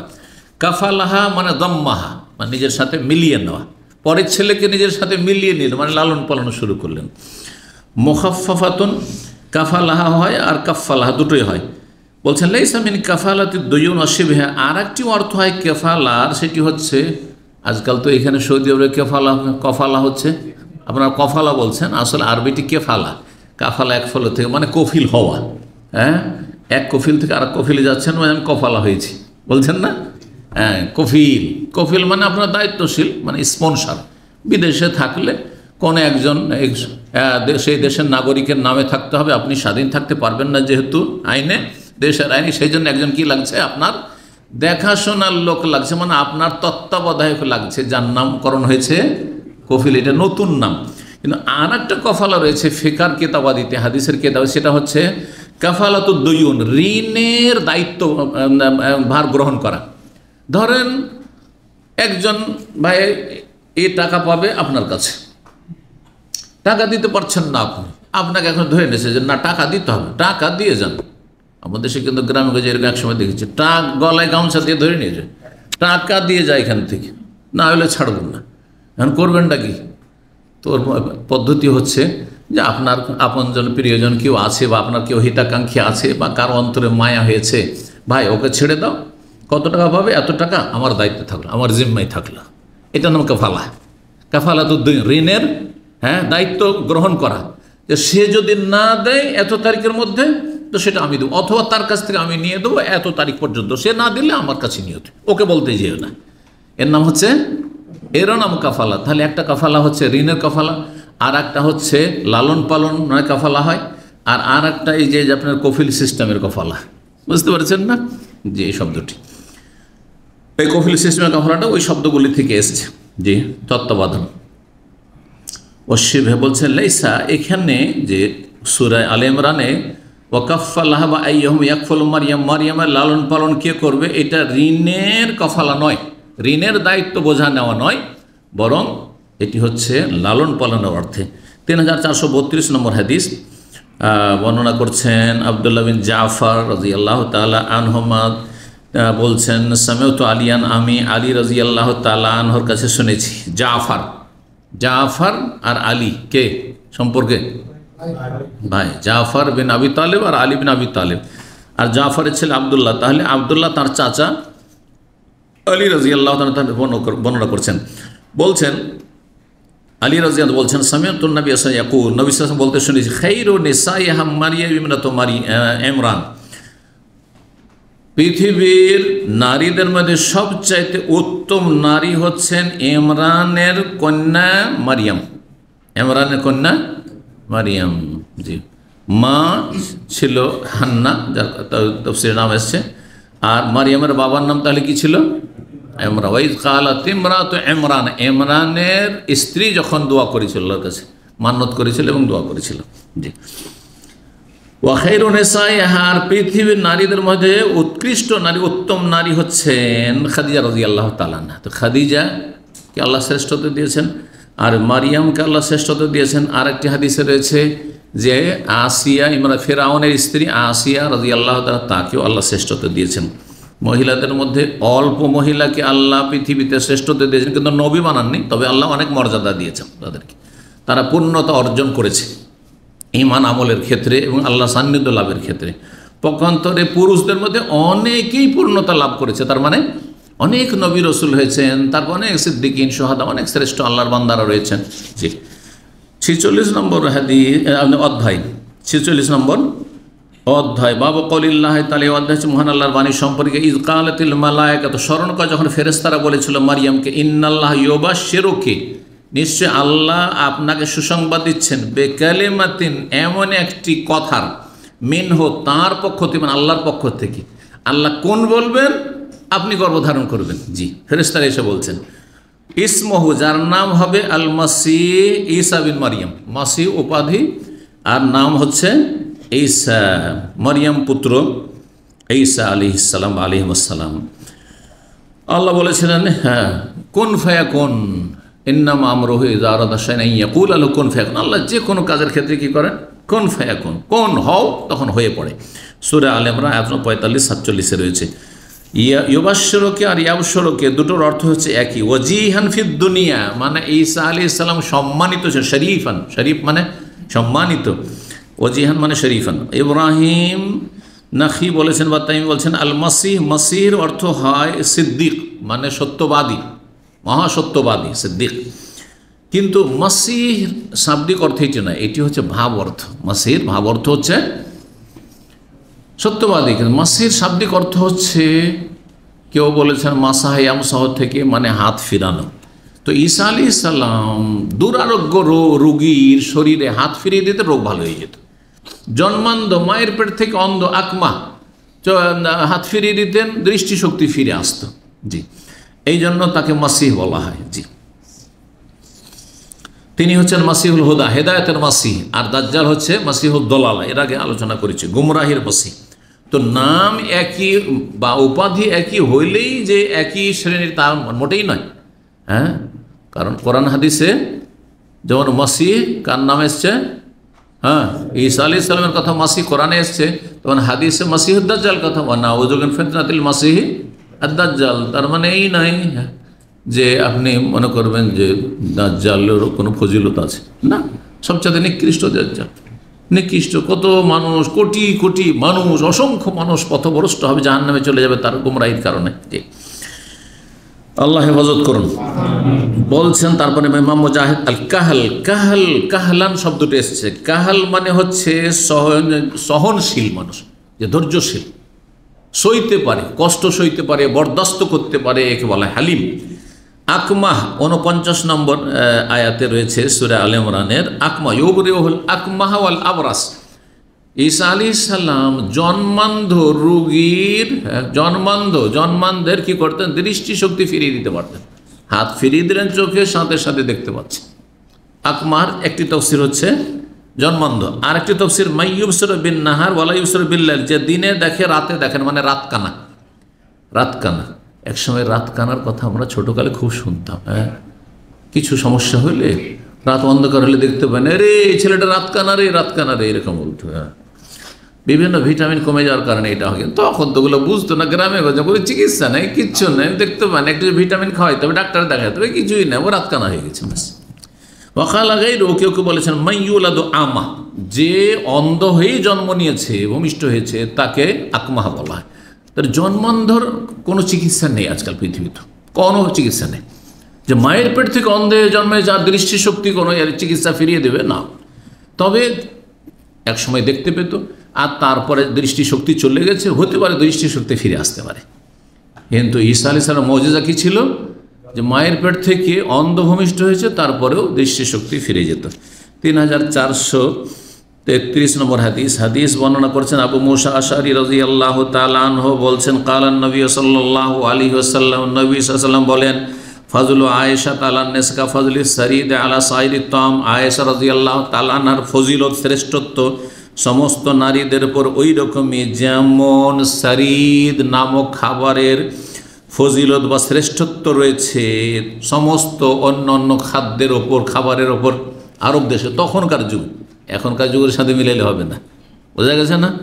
এমন কিয়ামত পর্যন্ত বলে শরীর সবচেয়ে উত্তম খাবার চলবে, কথা যে অবাস্তব কথা। যুগোপযোগী খাদ্যের কথা বলেছেন।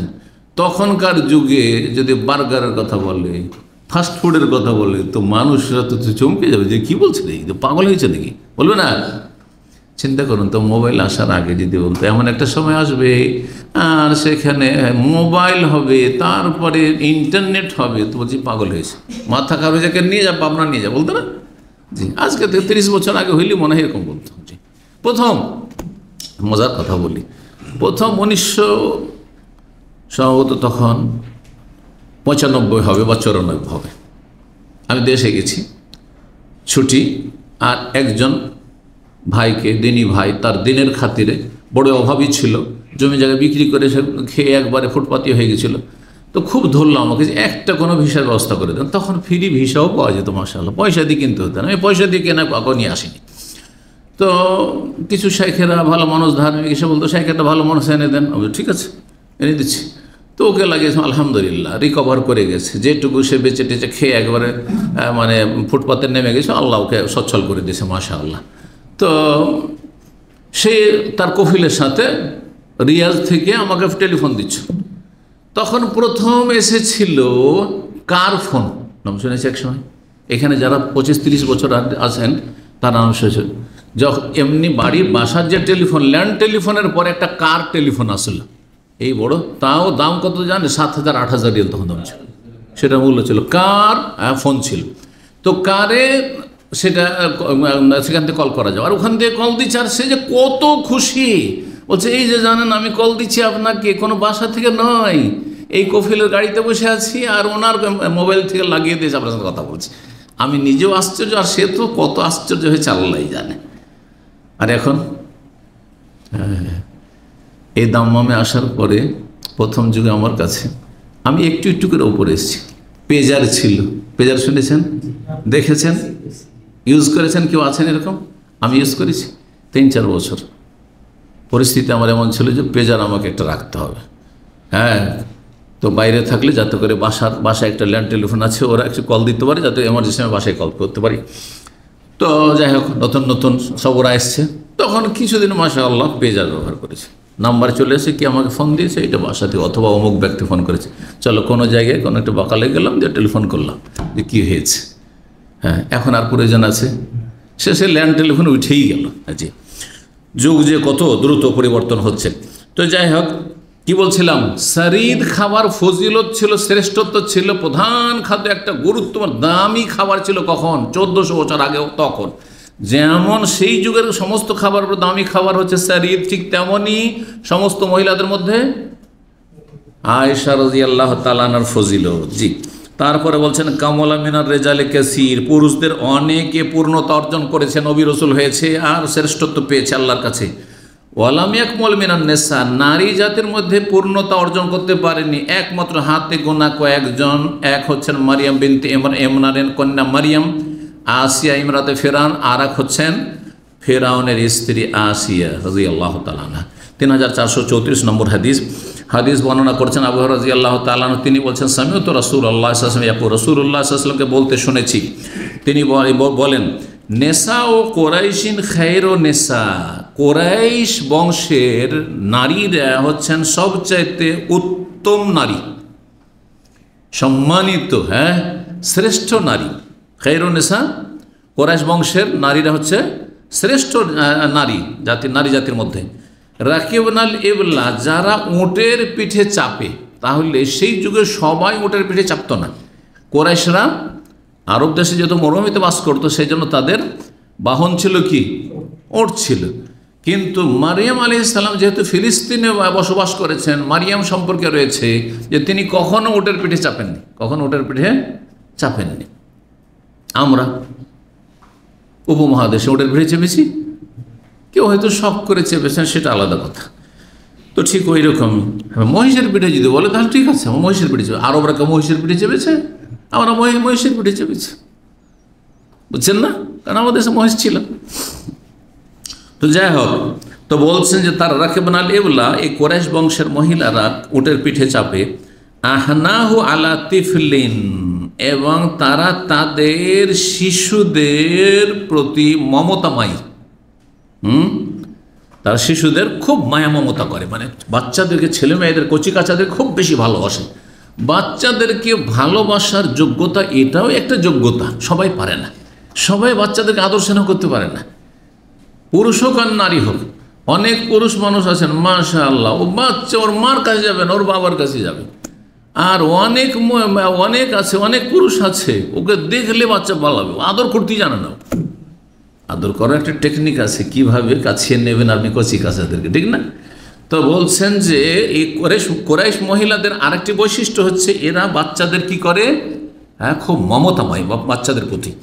ও আর আলা জৌজিন ফি জাতি ইয়াদিহি, এবং তারা স্বামীর ধন সম্পদের ক্ষেত্রে বড়ই যত্নবান। স্বামীর ধন সম্পদ নষ্ট করে না এরা, অপচয় অপব্যয় করেন না, হ্যাঁ, বরং স্বামীর ধন সম্পদ কি করে, বড়ই যত্ন সহকারে রাখে। এটা ভালো গুণ স্ত্রীর। যদি কোনো স্ত্রী কে পেয়ে যান আপনি যে আপনার টাকা পয়সা একটা এদিক ওদিক করবে না আপনার বিনা হুকুমে বা বিনা অবগতিতে, তাহলে এটি আল্লাহর বড় নিয়ামত। কারণ আজকাল বিদেশ থেকে অনেকে ভুক্তভোগী আছেন, টাকা মাসের মাস 30,000 40,000 পাঠাচ্ছেন, কোথায় যে টাকা যাচ্ছে, কি করছে না করছে। এই বোন আসলো দিয়ে দিল, তো এই ভাই আসলো দিয়ে দিল, এই ভাইয়ের ছেলে মেয়ে আসলো, তো বোনের ছেলে মেয়ে আসলো, কি আসলো না আসলো, তারপরে তার মেকআপের শেষ নাই, আর ফালতু খরচের শেষ নাই, আউযুবিল্লাহ। আর যদি না যায়, এর চেয়ে বড় না যায় হয়, তাহলে ভিতর পরকিয়া করেছে, টাকা পাঠাচ্ছে না আপনি, আর কোথাও গিয়ে আর কোথাও খরচ হচ্ছে না, আউযুবিল্লাহ, আল্লাহ হেফাজত করবে। কিন্তু যদি সত্যিকার ইমানদার, আল্লাহ ভীরু আর ভালো বৈশিষ্ট্যের নারী হয়, তাহলে স্বামীর এক একটা পয়সার মূল্যায়ন করবে। তার স্বামী, আমার স্বামী কত কষ্ট করে এই পয়সাগুলো উপার্জন করছে, হ্যাঁ, কত কষ্ট করে বিদেশে থাকছে, তার কত কষ্ট হচ্ছে একা একা থাকতে, আমাকে ছেড়ে থাকতে, সেটা আগলে হেফাজত করি। ভবিষ্যতে আমাদের এই দুইজনের এবং ছেলেমেয়ের কাজে আসবে। এইরকম বৈশিষ্ট্যের নারী যদি পেয়ে যান, তা আল্লাহর বড় নিয়ামত পেয়ে গেছেন। তাহলে অবশ্যই কদর করে মূল্যায়ন করবেন। আল্লাহ রাব্বুল নিয়ামতের কদর করার তৌফিক দান করেন। নবী সাল্লাল্লাহু আলাইহি ওয়াসাল্লাম প্রশংসা করেছেন এইরকম রমণীর। ইয়াকুল আবু হুরায়রা বলছেন আলাইহিস সালাম, এই কথাগুলি বলার পরে আবু হুরায়রা বলছেন, ওয়ালাম তারকা মারিয়াম বিনতে ইমরান বাইরান কাত্ত, ইমরানের মেয়ে মারিয়াম কখনো উটের পিঠে চাপেননি। কিন্তু কোরাইশ বংশের নারীরা উটের পিঠে চাপত। সর্বশেষ অধ্যায় একটি হাদিস রয়েছে, 47 নম্বর অধ্যায়। বলছেন বাবু কওলিহি তাআলা, এই অধ্যায় হচ্ছে মহান আল্লাহর বাণীর তাফসীর সম্পর্কে। ইয়া আহলাল কিতাব, আল্লাহ বলছে আহলে কিতাব, কিতাব ধারণকারীরা, মানে হে ইহুদি এবং খ্রিস্টানরা, লা তাগলু ফি দীনিকুম, তোমাদের ধর্মের ক্ষেত্রে তোমরা বাড়াবাড়ি করিও না, অতিরঞ্জন করিও না। এলা কওলিহি ওয়াকিলা পর্যন্ত সূরা নিসার আয়াত নম্বর 171। ওয়ালা তাকুলু আলাল্লাহ ইল্লাল হক, আল্লাহ সম্পর্কে সত্য ছাড়া অন্য কোনো কথা, বাতিল কথা, ভ্রান্ত কথা বলবে না।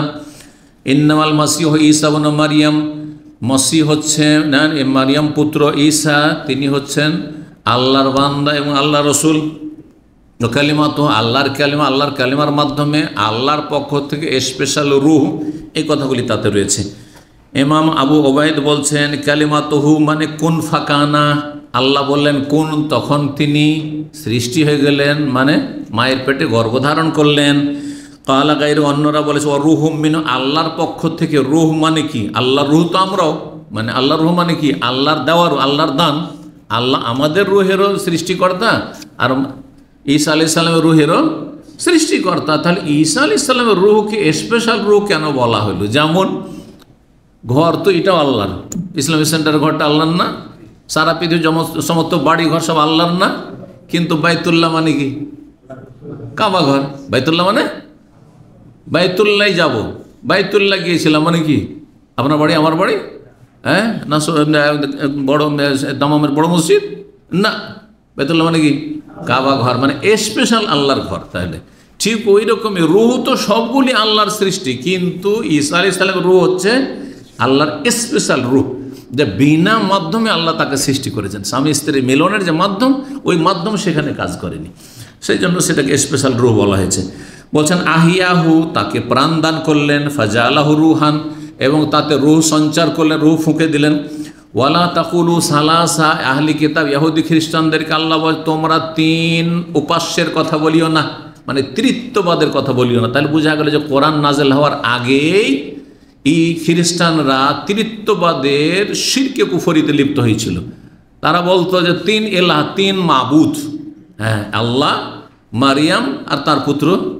এই জন্য তারা মারিয়ামেরও পূজা করে, মেরির পূজা করে, মারিয়ামকে মেরি বলে, আর ঈসা জিসাস বলে, তারও পূজা করে, আর আল্লাহ আল্লাহ বলে যে উপরওয়ালা।